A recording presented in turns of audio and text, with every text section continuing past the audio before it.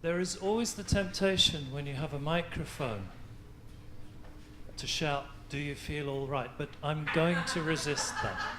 I'm going to resist that. Okay. And I'm going to try and hold. Thank you. Can we see the Mexican wave at the back? I'm going to. Thank you, Ethel. I can rely upon you. Is that okay? We've got good sound. Okay.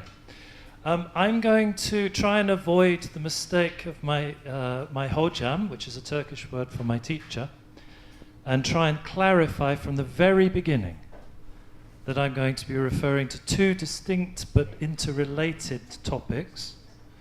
One is Romani early childhood education, and that pertains to the education that specifically is delivered in early childhood development to Romani, and if I was being more inclusive, traveller, Sinti, Manouche, etc., children, Ashkali and Egyptian.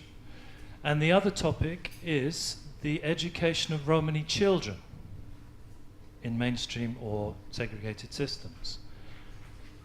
And I'm also going to be talking about that in the context of segregation and social inclusion in mainstream systems in Central East Europe, Southeast Europe, and the CIS, the Commonwealth of Independent States, regions. The photograph is from what was the oldest Romani settlement in the world. It was Sulukule, which was in Istanbul, and which, until it was demolished, it was bulldozed 2 years ago by the AKP government of Istanbul. As I said, it was home to about 3,000 Turkish Romanlar. This little person is 6 years old. This was his house before it was partially demolished, so this is a photograph of him in what was left of his house. Okay, I'm going to both introduce the two topics, but also I'm going to start with two premises, two assumptions. I'm going to be clear. I'm going to be very postmodernist and tell you what my assumptions and my biases are. Okay, one assumption that I'm going to be working on is that there has been a catastrophic failure in implementing inclusive quality, it's a key, quality, early years education, in fact any education, for children from Romani backgrounds, Romani and other backgrounds, since the case of DH versus the Czech Republic in 2007. I will tell you more if you're not familiar with the case. I will go into that in some detail. The other assumption that I'm operating from is that actually Romani children and their participation or not in education, mainstream education, or other forms of education which are about the kind of education in segregated or separated settings. Romani children epitomize, they highlight in a way, they write large, the limits of social inclusion in education generally. And that premise, I would suggest, works across all European education systems, even those which, according to the OSCE PISA results, people familiar with the OSCE PISA results? The PISA results are the international OSCE standards, which basically record the national attainment at key levels of education, the national education qualification, if you like, from children at particular ages. It probably won't surprise you to know that in terms of PISA results, countries like Sweden, Denmark, Finland and Norway come out top. But even in those systems, I would suggest that Romani children epitomize the limits of social inclusion in education. And I will try and elaborate why I think that is. However, before we get into the main presentation, I want to start with a joke. This is the joke. Thank you, Ethel. What did the Romani traveller say to the Romologist, the Romani expert? Can we talk about me for a change? Is that clear to people? Yeah? It originally said, say to the anthropologist, but I kind of worried that too many people would know who that was referring to, so I've slightly changed it. Anyway, so that is the joke, but I'm also trying to make a point about people who call themselves Romani experts, frequently in the pay of large institutions or supranational organizations, such as the Council of Europe. And what are they really telling us about Romani people? And actually, what are they telling us about themselves and the societies from which they come? Okay. Let me introduce DH and others versus the Czech Republic, if you're not familiar. How many people are familiar with the DH case? The human rights activists amongst us. Okay, for those of you who are not so familiar, this was a case that was originally brought in 2000, actually, where 18 Romani students and their parents from Ostrava, which is in the eastern Czech Republic, which if you've ever been, is a place which is very, very hard. It's a very hard place. It's a mining town in which the mines are all closed. The city itself is actually falling into the mines. And it's filled with very, very tough people who've survived quite difficult economic circumstances. But sadly, it's also filled with people who really and truly are wedded to the notion that Romani people in Ostrava and elsewhere are mentally disabled genetically and are less than human in very many ways. So the communities are very isolated.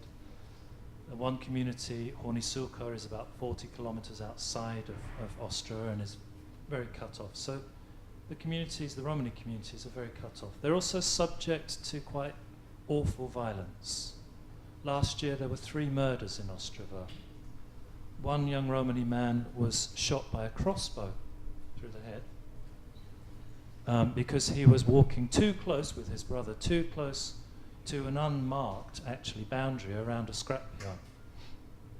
The man who carried out the attack has since been released without being charged. He's been released, and he was claimed as a hero by the large numbers of neo-Nazis who live in Ostrava.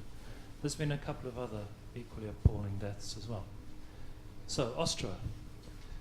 In 2000, 18 Romani students and their parents, supported by the European Roma Rights Centre, submitted an application to the European Court of Human Rights.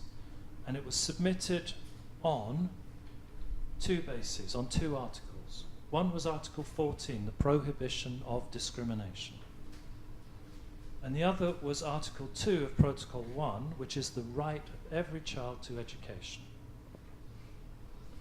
And that's part of the European Convention of Human Rights. So both those articles were part of the European Convention of Human Rights. They are part, I should say. And the case was taken on by the European Court of Human Rights despite the fact that it hadn't actually passed all the way through the Czech national legal system. Now, usually, to get a case into the European Court of Human Rights, you have to exhaust all national avenues for legal redress. In this case, the European Court of Human Rights, supported by the ERRC, and actually by Step by Step in the Czech Republic and a number of organizations, the European Court of Human Rights accepted the case, very unusually. It's crucial that you remember that, because that has an impact on why the case has not necessarily achieved what it was supposed to have achieved. So this was the background. Okay. Now, there were 2 different determinations about the case. One rejected the case initially as not being proven around 2005. However, upon appeal in 2007, November the 13th, 2007, the Grand Chamber of the European Court of Human Rights ruled 13 to 4, that segregating Roma students into special schools is a form of unlawful discrimination and it's in breach of Article 14. And taken together with Article 2, it constitutes a denial of human rights, children's rights to education. So that was the judgment, handed down to the Czech Republic. DH, by the way, are the initials of Denisa Holobova. It's one of the, she was the lead appellant. Okay, so 6 years since DH, and what actually has happened? What's changed in the Czech Republic? Well, actually, remarkably little has changed in the Czech Republic. If anything, what's happened is the case has provoked an enormous backlash. We now have, whereas in 2007, the special educators were largely less than well organised, they had an association, a professional association, but it wasn't particularly effective at getting its message out there into the public domain. Since the DH judgment, the Special Educators Association has become highly politicised, hugely effective in terms of how it manipulates the media, extraordinarily effective in terms of pushing public opinion. They managed, there are somewhere in the region of 2,800 members of the Czech Special Educators Association, quite small. They managed to mobilise 36,000 Czech parents to sign a petition, which they submitted on the anniversary, the 5-year anniversary of the DH case in November last year, which basically said we do not want to see the end of the special education system. We want to maintain segregated provision on the basis of Roma and children with disabilities. So we should be clear that segregated provision is about children from Romani backgrounds and children with disabilities. The basis for that, of course, is that the testing, which is used to assess Romani children, designates all Romani children who go through the test and into the special education system as having a light mental disability.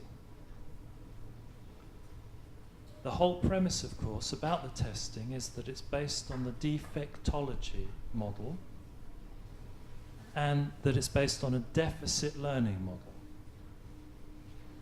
So we're not talking about the language of additional learning needs here. We're talking about the very hard lines around notions of disability, defectology, ineducability. So the Czech Special Educators Association has been profound in its impact upon the current Czech government, and whereas on the 13th of November 2012, the Deputy Minister declared that they would implement a slow closure of all special schools in the Czech Republic, and privately admitted to drafting the kind of economic plan which would gradually undercut the funding system, and I'll explain why that's important, undercut the funding system to special schools. After the submission of the petition, all of that changed. And the last statement in May from the Czech Education Ministry made it very clear there would be no closure of the special schools. So, we have a very strong organisation in terms of special educators. Now, the testing system is not just one that is culturally biased. Clearly it is. It's one that is designed to work on the basis of testing children in very particular areas, which by definition are derived from notions of normality drawing upon the mass population. It's also the case that the testing has a medical component. So there is a defectology model and a medical model at work here. And the medical model is one that means that children who come in with a medical condition, something like having parasites in their tummy or a problem of visual impairment, or a hearing impairment, something that could be easily corrected to be able to participate in a mainstream system, those children automatically are put into the segregated special schools as well. Now, the reason why these things, you might ask, why are these conditions not picked up before the age of 6 when these children are tested? And the answer is because in most of the region, as those of you from the region will know, the kind of medical care that is available between the years 0, when children are first born, Romani children are first born, and 18 months, stops after 18 months. And there is no general practitioners, no general kind of palliative care delivered to Romani communities between about 2 years old and 6 years old. What there is a patchy system which involves Roma health mediators, some health-based NGOs, there are general practitioners in the system, but of course, because all general practitioners are paid roughly at the same level, those who are less well educated and less well qualified, in a kind of in an inverse proportion, end up in the areas where what you need is the best and the most well qualified. So many of the doctors, the general practitioners who end up in Romani neighbourhoods and Romani settlements, of course, are the least well qualified. They're the least effective. Many of them aren't actually there a lot of the time. A large number of them facing the kind of challenges they do face end up as alcoholics and collapse basically and disappear from the system. So between 18 months and 6 years old, when Romani children are tested in the region, there is no real health care which could pick up on the kind of conditions which are easily solvable and which would enable children to then be able to participate in mainstream education. Okay. Now, what other changes have there been since the judgment in 2007, 6 years on from DH? What we've also seen, of course, as we all know, is the growth of massive racism and exclusion, and basically an enormous move to the political right, not just across Central and Eastern Europe, Southeastern Europe, but also in Western Europe too. And what we have seen in those countries where even there hasn't been a distinct political move to the right is we've seen the growth of what we might call a liberal racism, a liberal ideology of racism. So, for example, in Sweden, we have a centre government in Sweden under Fredrik Reinfeldt and his coalition. But what happens in places like Sweden is, and many other places, UK and France and elsewhere, is of course we have the right-wing parties who are not always in Parliament, but who are agitating very strongly outside, pushing the political agenda very far right. And the mainstream centre-based parties, of course, are having to accommodate, or feel they have to accommodate, those political aspirations of the neo-Nazis and the right wing. So, for example, in Sweden, we now have a growing discourse around what is an unholy alliance of the old social democratic model, which looks to the old Sweden, the good Sweden. Sweden in the 1950s and 60s and 70s, when the social welfare model worked wonderfully, when we had high employment, etc., etc., etc., good health care, good education.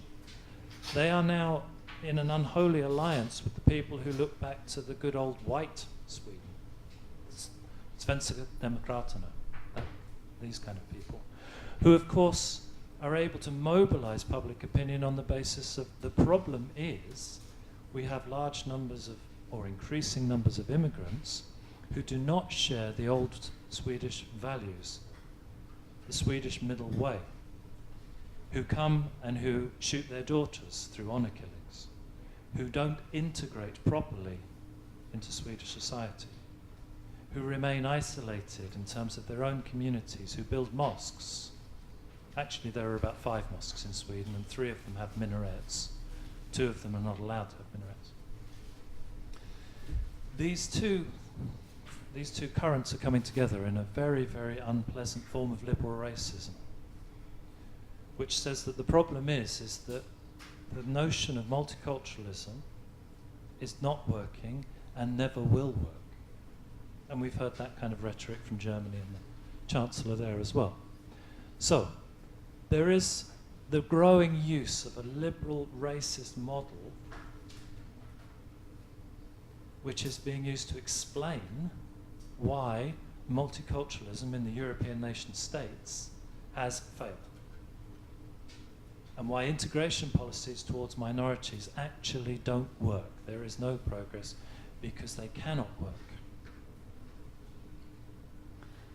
We've also seen the kinds of cases like DH spiral and grow. It's not just DH and others versus the Czech Republic. We've seen 3 cases in Greece, 2 judgments around Sampanis versus the Greek Republic, and 1 other case. We've seen the case in Croatia, who are about to join the EU, actually in a month's time.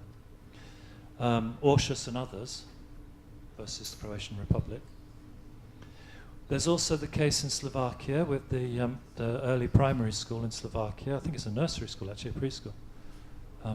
And there are a growing number of other cases in national courts which haven't yet reached the European Court of Human Rights. So we're seeing a real growth in terms of cases being brought about the exclusion of Romani children from education and challenging the very notion of segregated education. Now that may in and of itself be a good thing. The more challenges that come, the better, you might think. However, what tends to happen is that the backlash against those cases and against those judgments is increasingly being couched in an anti-European rhetoric of the kind we're seeing Viktor Orban or Jobbik in Czech Republic or many other places. Even Prime Minister Erdogan in Turkey is using this. The fact that foreigners don't understand us and they come here stirring up trouble and interfering in what is the national prerogative, what is our sovereign right to determine as the nation state. And that goes hand in hand with the notion that these ideas that the EU and others are bringing or trying to foist upon us don't recognize the reality, which is that progress on these issues, on Roma social inclusion and integration, can never be made. That's the rhetoric that's going on at the moment. So, what lies behind that, of course, is the notion that in terms of Romani communities in these regions, the EU has made this a foundation point in terms of expansion. DG Enlargement, Directorate General Enlargement, which is the big directorate in the European Commission responsible for looking at growth and expansion of the EU, has been wedded to the notion of improving the situation economically and socially for Romani communities across Central, Eastern, Southeastern Europe. And of course the establishment of the Decade of Roma Inclusion in 2005 has been the international NGO response, which has meant that they have international NGO response in terms of trying to support governments in moving towards better social inclusion and integration. It also relies upon a recognition, I think, and this is my interpretation, this is not something you'll see in the literature, but I think it relies on a notion that is one which is gaining increasing traction, which is that the neoliberal economics of the 90s have actually failed, and they've not benefited the poorest and most disadvantaged in the regions, which always comes down to the Romani communities. They also haven't benefited a large number of people. In fact, if you look at what are the overall economic indicators, clearly the benefit to certain communities has been in exact proportion to the loss to certain other communities. So the elites in Central East and Southeastern European countries have benefited averagely about 23% in the last 15 years. They've seen their wealth grow about 23%. It won't surprise you to know that the overall decline in wealth for the poorest and most disadvantaged communities has been by the same figure. Okay. So, one of the key notions around expansion of Europe has been around the idea that access to education is a way of addressing poverty, immiseration, social exclusion, and marginalization. And that by promoting access to education, mainstream education for young Romani children, both in early years, and when I say early years, I'm talking about up to 8, and then in primary and secondary education, that by improving that, then what we will end up with is a means of addressing the wider social and economic disparities and inequities. So promoting integration in national education systems for the past 15 years in Central, Eastern, Southeastern Europe and across the CIS, pushed by the European Union, the Commission, and organizations like the Open Society Foundation, has worked on the basis that doing this will bring positive benefits and results for the most disadvantaged, the Roma. And the expectation is that national educations with a minimum of tinkering, adjusting, and when I say a minimum of tinkering, I'm talking about the kind of education for social justice training courses, which are 3 days, then a break, and then 2 days, delivered to cohorts of teachers, many of whom are exactly as Christo described, not that well educated, will in fact result in the kind of intercultural systems, the kind of multicultural pedagogical approaches that will bring inclusion of Romani children into the mainstream system to fruition. Now, actually the past experience of massification of education systems, making education systems big enough to bring in all kinds of disadvantaged and marginalized peoples, the past experience of that demonstrates that that's a completely false premise. The Education for All conference in Jomiten, 1990, came to the conclusion that after 20 years of working on this basis of massification, actually what had resulted was that marginalized communities were further marginalized, and that the quality of education was actually declining for all children, not just for marginalized children, and that the educational outcomes demonstrated unequivocally that actually across all populations these are declining, and particularly so for marginalized and excluded communities. So, there are a number of false premises at work here. Now, what I would suggest, and I'm sure others would suggest too, is that there are mechanisms about the imposition of negative stereotypes, and some less negative stereotypes. And if you impose those kind of negative stereotypes upon populations for many, many decades, who have little power in any meaningful sense, then there is what is the result is one where populations tend to absorb as a self-identity, or at least as part of a self-identity which fractures, which breaks the whole. They will absorb those negative stereotypes.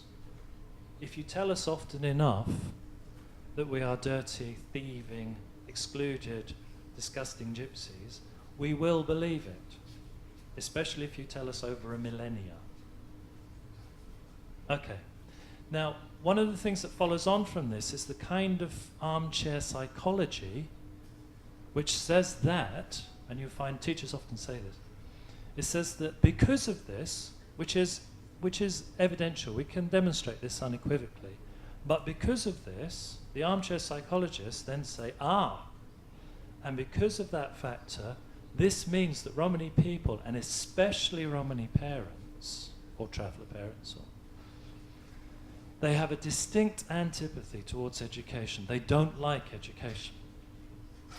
They're not interested in the education of their children. That's the logic. Okay. And it kind of looks persuasive. You kind of think, well, yes, actually, if you're looking at the kind of situation many Romani people are in, with this embedded series of negative stereotypes, then it may well be the case that they would actually internalize messages about hostility towards education. However, I would argue that we've got to be very careful about that one. And of course, the distinction needs to be made between education and schooling. I myself am incredibly positive. I've been a teacher. I've been a teacher with the Gypsy Roma Traveller Education Support Service in London. And I've been a university teacher, of course. I'm very, very positive about education for our communities. I am much less convinced about the need for schooling. I think we need to rethink education. We need to reinvent and reimagine education. And not just for Romani children. I actually think we need to reimagine education for all children.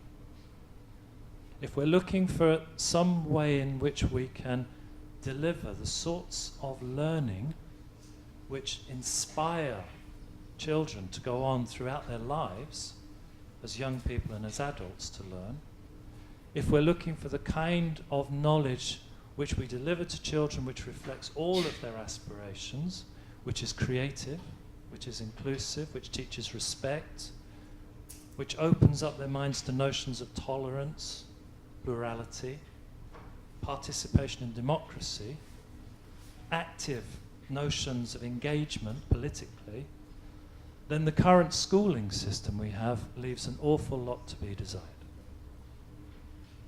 Especially when you think about the schooling systems in terms of Romani children in any country in Europe, any country, and in Central and Eastern Europe, which have very little to reflect anything about Romani culture, languages, histories, aspirations, anything. So, basically, national education systems are intended to do one thing. Well, they're intended to do a number of things, but they're intended to do one fundamental thing, and that is to produce citizens. Little French people, or little English people, or little Serbian people. And that to suggest that Romani people avoid education simply as a result of absorbing negative stereotypes is actually to ignore the fact that most national education systems are fundamentally racist, unequivocally. Their whole purpose, schooling in any nation state, is largely designed to turn out little individual citizens. It is also largely designed to turn out people who conform. If you're aware of the kind of ideas of Noam Chomsky, for example, around education, the initial impetus behind the reform of education systems from what was the kind of scholastic religious education system of the medieval periods with the Enlightenment was the kind of systems which would turn out people who were critical, who would investigate, the kind of people who were in search of their own knowledge, who wanted to be directed but would search out their own knowledge, and who would question. It would be hard to find that in many of the education systems at the moment. There is a quote by W.B. Yeats, the Irish poet, yes, the Irish amongst us, which talks about education should not be filling up buckets, it should be lighting a fire in children's imaginations. That's the kind of litmus test. That's how you test an education system. Are you dealing with a group of professionals who believe that their job is to basically fill up that child with a set series of ideas? One of which, of course, is to accept that it is legitimate to fill them up with that set series of ideas. The other of which is to create the notion that there are in fact, a limited series of ideas. That there is doxa, beyond which you cannot conceive and are not encouraged to conceive. Certainly not to question. That's the kind of dominant model that exists both in these regions, I would argue, if you talk to primary school teachers and preschool pedagogues, etc. But increasingly you can see across Western Europe as well. What you have is you have teachers, textbooks, reading materials, methodologies of pedagogy, and the environment of the school itself. Now, somebody told me, actually it was your good self, my fellow Irish person, told me about effectively the environment of the school and brought up a very good point, which is schools are largely designed as square buildings with long corridors where nothing's on the wall. Often dark, badly illuminated, and then off of these long corridors are these rather intimidating, smaller and equally bare spaces. One of the things that struck me in working in the program I do at OSI is when I was initially in contact with the program, I was told about you have to take on the notions that exist in terms of training people and promoting the model of step-by-step education. Now, I heard a lot about step-by-step education. And when it was described to me as child-centered pedagogy, working in small groups, having an environment which was small and reflected the children, having things on the walls which encouraged children to be able to look and produce and see something of themselves in the classroom, having teaching assistants in the classroom, having a kind of positive approach to inclusion, children with disabilities, etc., looking at notions of difference within the curriculum. That for me described the UK education system and seemed to me quite normal. So my initial response 3 years ago when I first started working for OSI was to say, doesn't seem that different. Then I got the chance to visit Croatia. And not just Croatia, but I got the chance to visit Međimurje County, which is where the Oršos case was launched from. Now, Međimurje County is where the concentration of Bejaš communities are. Christo described the Bejaš earlier. The Bejaš communities who speak this variety of Old Romanian. And I was taken to see the step-by-step classrooms, and I kind of thought, yep, they're pretty much what I'd expect to see in a London primary school or preschool. Then I was taken to see the non-step-by-step classrooms, because what I didn't realize was that in the region, each teacher is responsible for their own classroom. And actually, school principals don't have a lot of control over what happens as regards each individual teacher.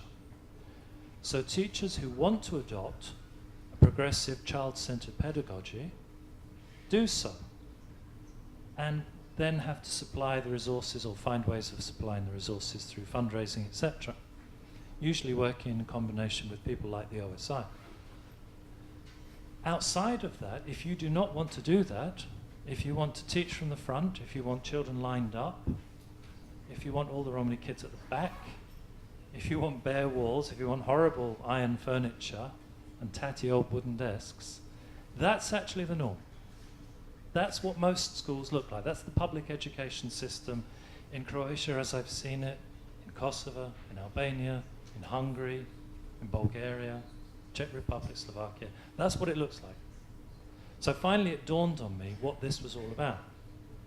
Actually, what I thought was normal education in terms of the kind of thing you would see in any UK preschool or primary school is very much the minority.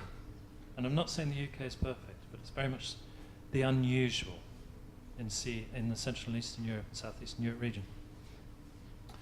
And you should really see the schools in Ukraine because they're even worse. Right, okay.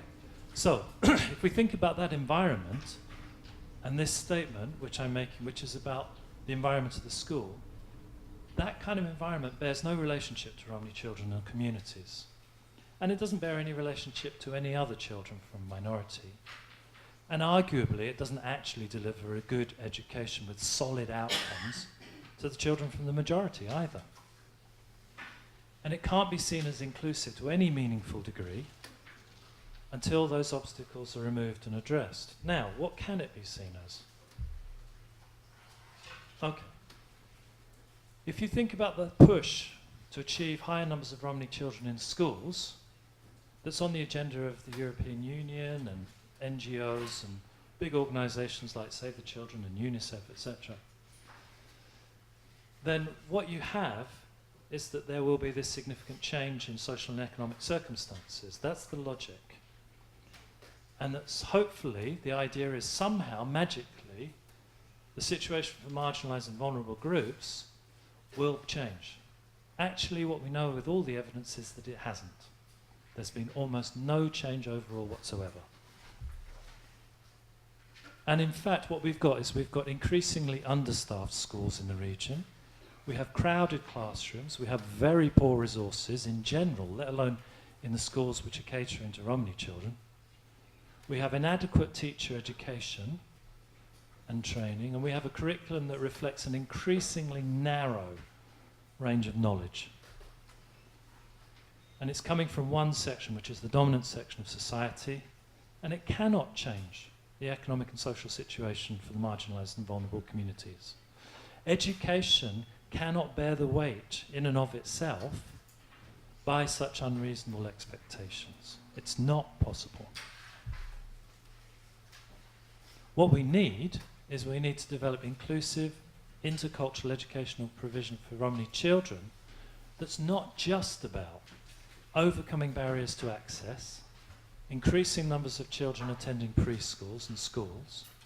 It's also not just about simply overcoming resistance amongst Romani parents, where that exists. And it's not just about convincing Romani parents in some places they need to send their children to school. And it's not just about dealing with inordinately high rates of dropout, nor is it only about improving teacher education. One of the key issues that in most of these countries, the emphasis is upon training, teacher training. It's not about education of teachers, it's about teacher training. Which means that basically, like the model for teachers in schools with children, the model for training teachers is an exact replica, or perhaps the work with children, teaching children is a replica of the teacher training model that is being delivered. Teacher training on average in the regions, Central Eastern Europe, South Eastern Europe, is very short, it's 2 years. It isn't combined with a degree beforehand in terms of a specialisation in subject. It's not so you don't have to do a history degree, then do a teacher education qualification, then you are able to be a teacher in history. It doesn't work like that. You do teacher training, which gives you the kind of minimum, it's almost like a recipe, it's a kind of minimum instructions to go into a school and then deliver those instructions, that knowledge in particular ways. Older pedagogical models, teacher orientated, standing at the front, preaching to classrooms. Sadly, it's a bit like this. But there we go, what can I do? Okay, so and if we take what's the basis of if we look at what's the basis of these things, to teach, to educate is to cause to know, to train is to cause to do. You can get a trained monkey to do things. That's what training is about. It's to get people to do things, repetitive things, over and over again, or to get anything to do things over again. Knowledge and actions that stem from knowledge are at the core of education. That's the difference. Education is different, qualitatively. And action without knowledge is just rote. It's just repeating things for the sake of it.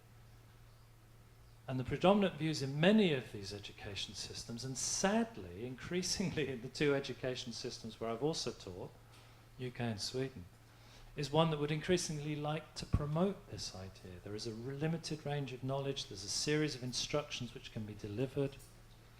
It may interest you to know that the current Minister for Education, the Statsminister for Education in Sweden, is Major, he holds an army title, Major Jan Björklund. And my favourite one of his innovations, this is a great one, is if your child misbehaves, Mr. Björklund's notion that how a teacher in a school should respond is you should then make the parent come into the school and sit next to the child during lesson time. Perfect, eh? Isn't that a good one? He also wants to ban hijabs and the wearing of headscarves. He wants to basically eliminate mother tongue education and all sorts of things. So, anyway, that's the kind of model. Teachers should be trained to deliver a set curriculum, and that's that. And it's a very technical kind of idea. Okay. The model, is that the model? Is this kind of notion of child-centered, critical, diverse and intercultural, is that the model in Central and Eastern Europe and Southeastern Europe? No. Child-centered pedagogy is least understood and most resisted, especially if you try and introduce the notion of working in this way with Romani, Ashkali and other Gypsy and traveller children. It's just not accepted. The notion that the teacher should be guiding children, that there is a possibility of questioning, that there is a dialogue here, a conversation, is just completely unheard of. I remember one of the places I was in, this was in Slovenia, when I was talking to a group of people who were training to be teachers. And I was trying to talk to them about Romani education and things, in terms of the kind of projects I was putting into place around education projects specifically for Romani children. And I said, just off the top of my head, I said, and of course, you know, when I've finished, please ask me questions. And one of them said, can we ask you questions? Which clearly gives you an indication about what the usual method is. So, okay. So improving education for Romani children requires an awful lot more than forcing them into schools where they're going to experience racism and prejudice, impossibly low expectations, high expectations they'll behave disruptively. Even in UK schools, the number of children who are excluded from the majority community remains fairly consistent. The number of children who are excluded from Gypsy, Roma or traveller backgrounds is 5 times higher, particularly amongst boys, it won't surprise you to know. But what really worries me is the number of exclusions for Gypsy, Roma and traveller pupils between the ages of 5 and 7 has risen 300% between the ages of 5 and 7. So this is small children whose parents are being told, right, that's it, do not bring your child back to this school. Oh, there we go. So we're talking about the kind of systems where you have schools which all of these things, I would argue, are there. And as a Romani parent, why would I really want to send my kid into this school? Why would I do that? Okay, we need a complete rethinking.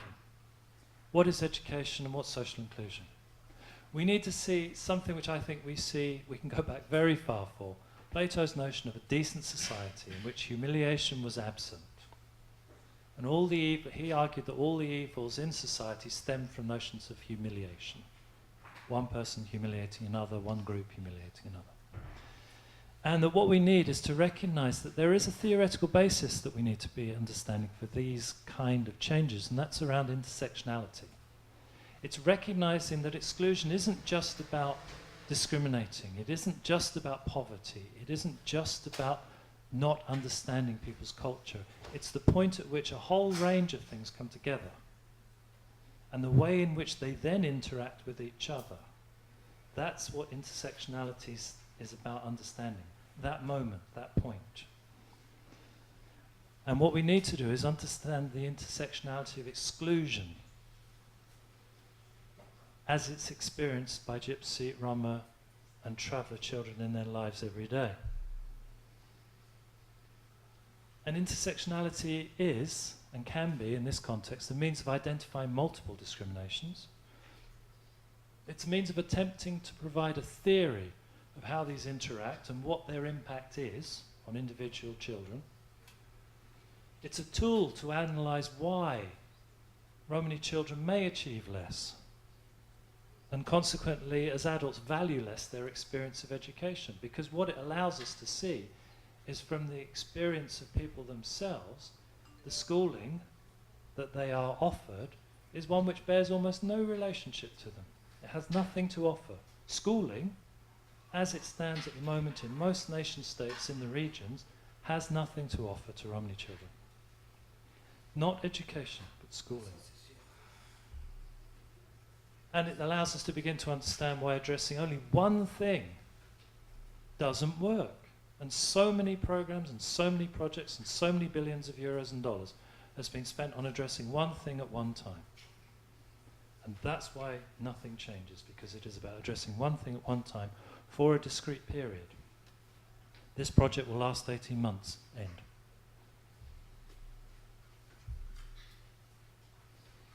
So, I would suggest that a millennium of slavery, persecution, exclusion and violence leaves its mark, clearly, on us as groups of people, on us as Romani people and Gypsy and traveller peoples. But we don't need some apologia for the way we behave by saying, well, we were always excluded and we've been persecuted, so that's why we behave like we do in schools or wherever. What we need, and we certainly don't need a notion of eternal victimhood. An identity built on an eternal victimhood is a fragile, fractured identity which has no real power in it.